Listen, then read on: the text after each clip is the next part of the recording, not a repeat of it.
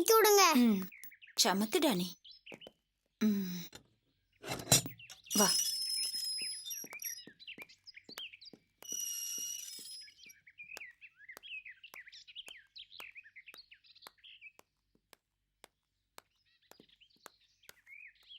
அத்தை, தாத்தாவும் பாட்டியும் எங்க போயிருக்காங்க?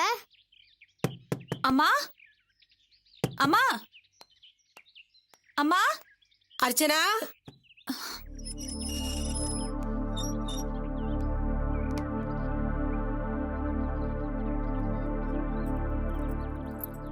நீ வந்தா குடுக்க சொல்லி சாவியை கொடுத்தாங்கம்மா. அம்மா எங்க போயிருக்காங்க? ஹாஸ்பிட்டலுக்கு போயிருக்காங்கம்மா. ஹாஸ்பிட்டல் போயிருக்காங்களா? என்னக்கா சொல்றீங்க? அது அம்மாவுக்கு எப்போ ஒரு வீசிங் ட்ரபிள் அதிகமாயிடுச்சு. ஐயோ, மூச்சு விட கஷ்டப்படுறாங்கன்னு அப்பா ஹாஸ்பிட்டல் கூட்டிட்டு போயிருக்காங்க. ஐயோ, அம்மாக்கு என்னாச்சுன்னு தெரியலையே. எந்த ஹாஸ்பிட்டல் போயிருக்காங்கன்னு ஏதாவது சொன்னாங்களா? அதெல்லாம் எதுவும் சொல்லிட்டு போல, பயப்படாதம்மா. வந்தரேன்னு தான் போனாங்க. செக்அப் பண்ணிட்டு வந்துருவாங்கம்மா. நீ ஒன்றும் கவலைப்படாதம்மா.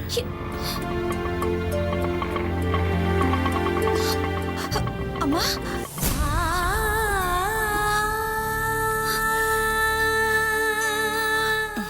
என்னம்மா என்னாச்சு?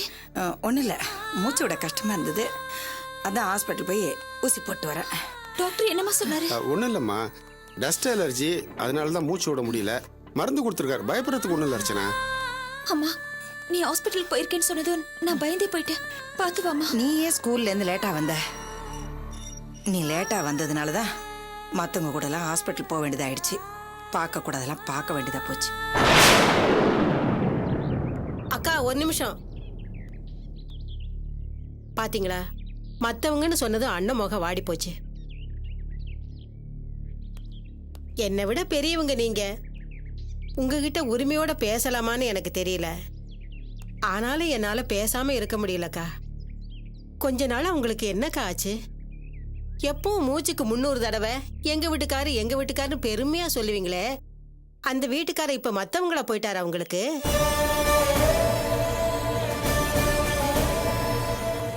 உங்க பொண்ணுக்காக கட்டின புருஷன்னு கூட பார்க்காம ரொம்ப அவமானப்படுத்துறீங்களே. பொம்பளைங்களுக்கு எப்பவும் தொப்புள் கொடி சொந்தமெல்லாம் தற்காலிகம் தாக்கா. தாலி கொடி சொந்தம் மட்டும்தான் ஆயுசுக்கு நிரந்தரம். ஊரு பக்கம் வேடிக்கையா கேட்பாங்க, உனக்கு எத்தனை குழந்தை, ஊரானுக்கு எத்தனை குழந்தைன்னு. அதுக்கு அர்த்தம் என்ன தெரியுமாக்கா? நமக்கு பிறக்கிற ஆண் குழந்தை நம்ம கூடவே இருந்துருவான். பொண்ணு வயசுக்கு கட்டி கொடுத்ததுக்கு அப்புறம் புருஷ வீட்டுக்கு போயிடுவா. நீங்க மட்டும் விதி விலக்கா? அர்ச்சனாவை ஆயுசுக்கு உங்க கூடவா வச்சுக்க போறீங்க?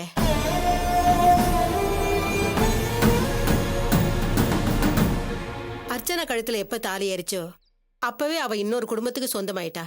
அதை புரிஞ்சுக்காம அர்ச்சனா எப்பவும் உங்க கூடவே இருப்பான்னு எதிர்பார்க்காதீங்க.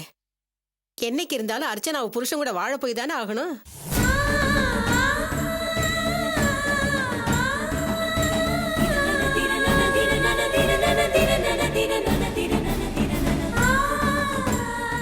உங்க நல்லது கெட்டதுக்கெல்லாம் எப்பவும் அண்ணன் தான் கூட இருப்பாரு. அதை புரிஞ்சுக்கங்க. நான் சொன்னதுல ஏதாவது தப்பு இருந்தா மன்னிச்சுக்கங்கக்கா. நான் வரேன்.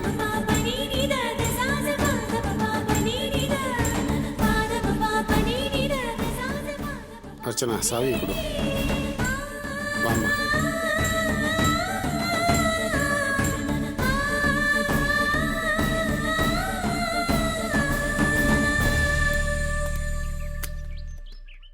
அம்மா, வா.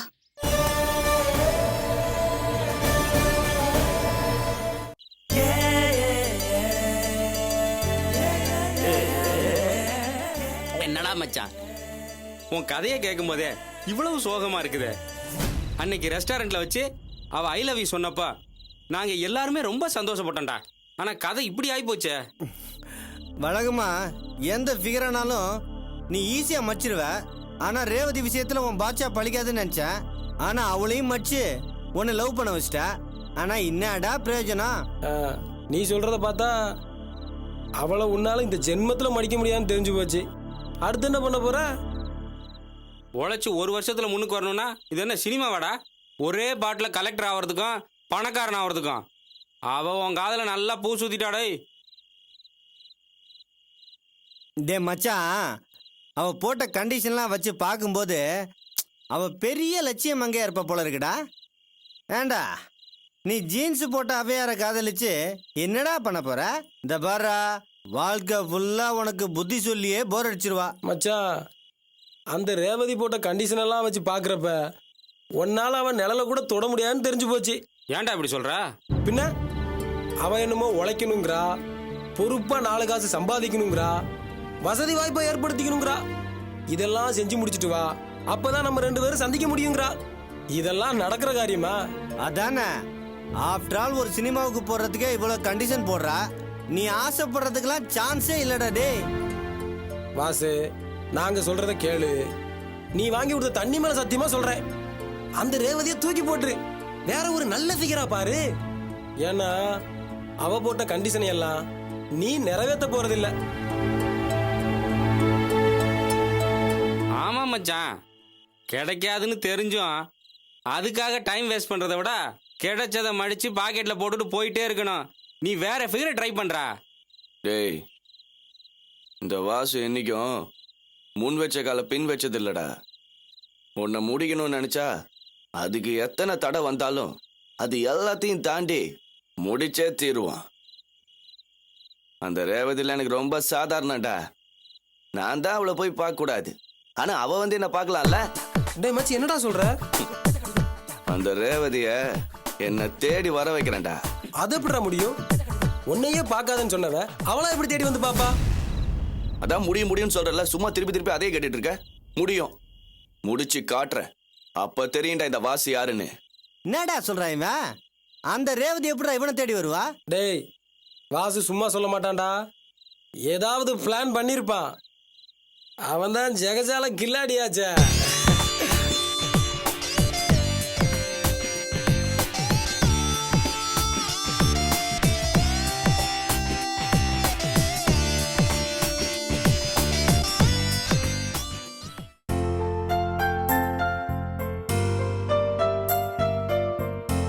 ஒரே டென்ஷனா இருக்குங்க.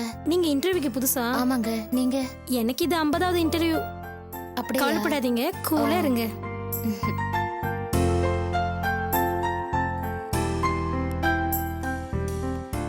எக்ஸ்கியூஸ் மீ, கொஸ்டின்ஸ்லாம் எப்படி இருந்தது? ஆஸ் யூஷுவல், எப்பவும் கேட்குற மாதிரி தேவையில்லாத கொஸ்டின்ஸ் தான். நடுவில் ஒரு 2-3 வாட்டி கம்ப்யூட்டர் பத்தி கேட்டாங்க, அவ்வளவுதான். அப்ப நீங்க ஈஸியா பெர்ஃபார்ம் பண்ணிருப்பீங்க. நான் ஒன்றும் அவ்வளோ பெருசா பண்ணல. உள்ள ஒரு சொட்ட தலையா என்ன சைட் அடிச்சிட்டு இருந்தான். அவனை கடுப்பேத்துறதுக்காகவே சரியா ஆன்சர் பண்ணல. எனிவே, எனக்கு இந்த வேலை கிடைக்காது. All the best. தேங்க்யூ.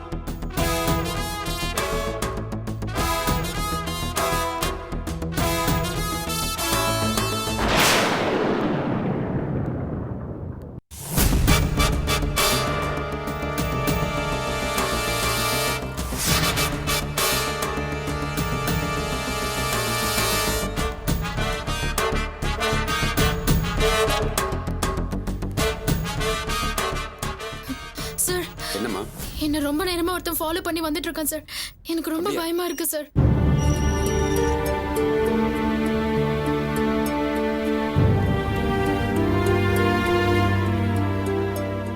யாரும் இல்லையம்மா? இல்ல சார், இவ்வளவு நேரம் என்ன ஃபாலோ பண்ணிட்டு தான் சார் வந்தான். உங்களை பார்த்த உடனே பயந்து போயிட்டான்னு நினைக்கிறேன். உன்னை ஃபாலோ பண்ணி தானே வந்தான், வேற எதுவும் பண்ணலையே? ஆமா சார், ஃபாலோ பண்ணிட்டு தான் வந்தான். அவன் வெட்டியா ஊர் சுத்துற ரோமியாவா இருப்பான். நீ போமா தைரியமா, இனிமே வரமாட்டான்.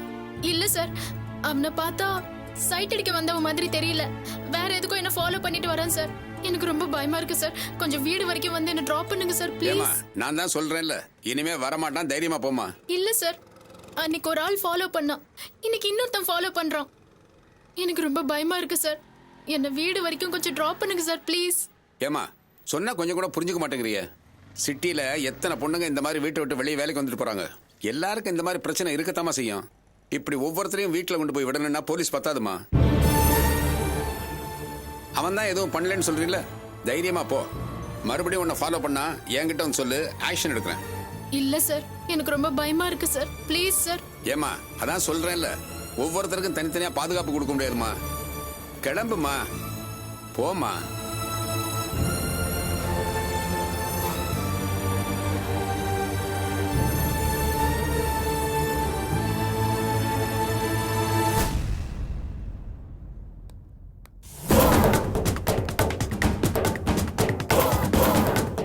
சீக்கிரம் ஆட்டோ ஓடுங்களே.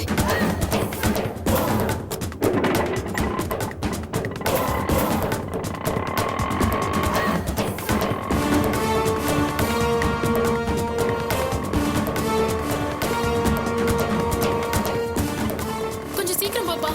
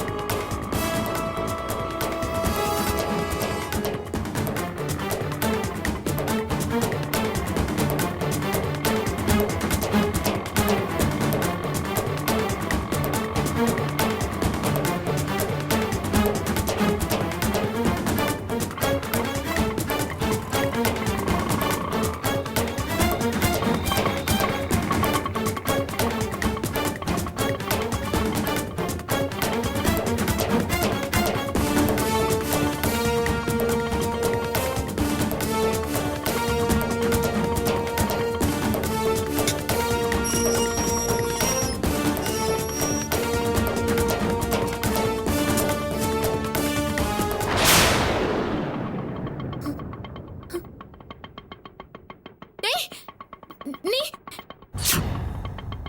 நீங்க ஏய் ஏய் ஏய் நில்லுடா. ஏய்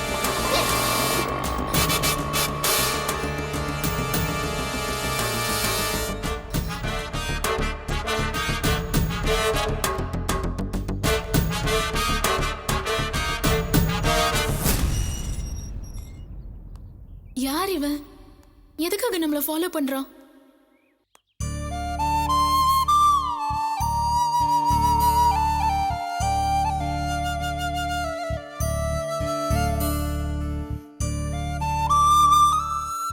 காவியா, அப்பா, என்னம்மா இவ்வளோ சீக்கிரம் ஆஃபீஸ்ல இருந்து வந்துட்ட?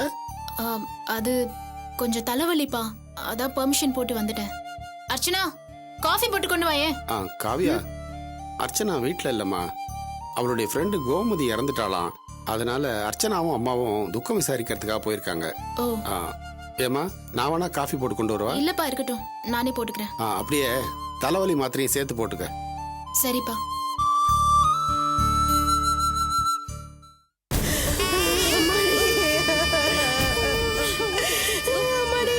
இந்த பிள்ளைங்களையும் அனாதையா விட்டுட்டு போயிட்டியம்மா.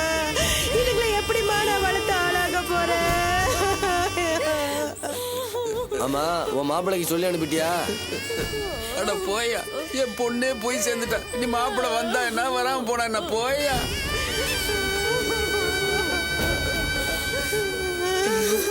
அர்ச்சனா பாத்தியா கோமதிய, நம்மளெல்லாம் தவிக்க விட்டு போயிட்டாம்மா. இந்த குழந்தையெல்லாம் எப்படிமா நான் காப்பாத்த போறேன்? வயசான காலத்துல என்னால என்னம்மா பண்ண முடியும்?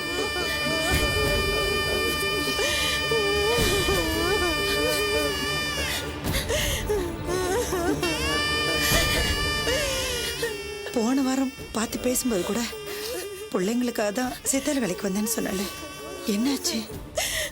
எல்லாம் எங்க தலையெழுத்து. எங்க பொண்ணை எங்க வீட்டோட இருக்க வச்சு அவன் சாவுக்கு நாங்களே காரணமாயிட்டோமே.